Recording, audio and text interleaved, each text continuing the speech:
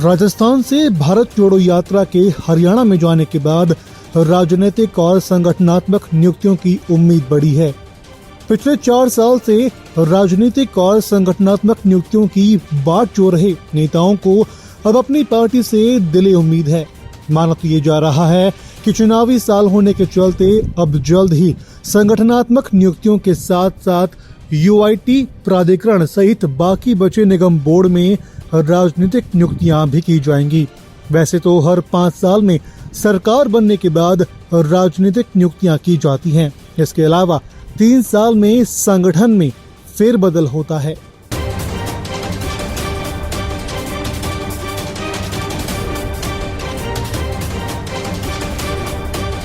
लेकिन वर्तमान कांग्रेस सरकार में राजनीतिक नियुक्तियों की पहली सूची ही 3.25 साल बाद जारी हुई। उसके कुछ समय बाद दूसरी सूची जारी की गई। प्रदेश के 14 यूआईटी में तो अब तक चेयरमैन की कुर्सियां खाली पड़ी हैं। इसके अलावा जयपुर, जोधपुर और अजमेर प्राधिकरणों के अध्यक्षों सहित कई अन्य पद भी खाली पड़े हैं। 2018 में हुए विधानसभा चुनाव के बाद प्रदेश सहित कई जिलों के अध्यक्ष बदले जाने थे, नई कार्यकारिणियां बननी थी।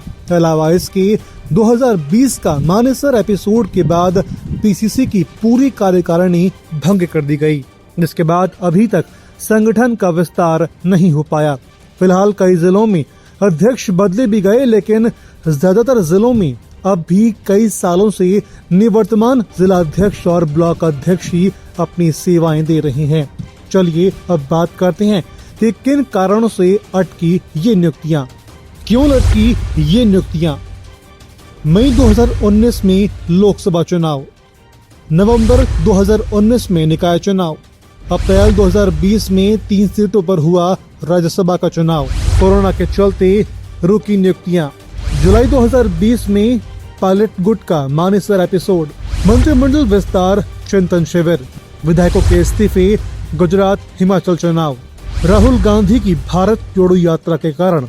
इन सभी कारणों की वजह से राजनीतिक और संगठनात्मक नियुक्तियां रुकती चली गयी। जैसा कि आप सबको पता है कि अब राजस्थान से ये यात्रा हरियाणा में जा चुकी है, तो अब सभी को उम्मीद है कि नियुक्तियां जल्द मिल सकती है।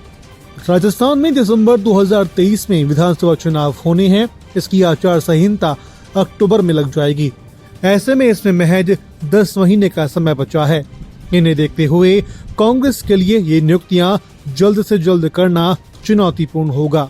पंजाब केसरी से रौनक पारिक की रिपोर्ट।